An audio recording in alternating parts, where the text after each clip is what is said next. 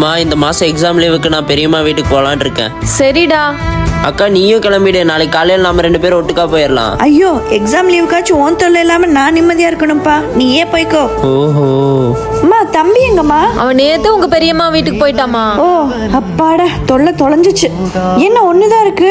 அம்மா அவன் எதுக்கு என் பிஸ்கட் பாக்கெட்ல எல்லாம் கை வைக்கிறா? சொல்லி வைங்க. உன் பிஸ்கட் பசிக்குதுன்னு நான் தாமா எடுத்தேன். நேத்தே உன் பெரியம்மா வீட்டுக்கு போயிட்டான்ல.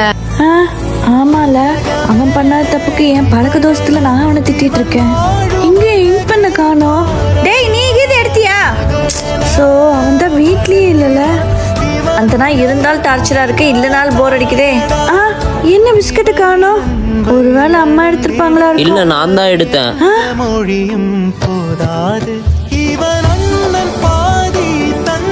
நீ அங்க இல்லாம ஒரு மாதிரி போர் அடிச்சதுக்கா, அதான் உன்னை டார்ச்சர் பண்ணலான்னு வந்துட்டேன்.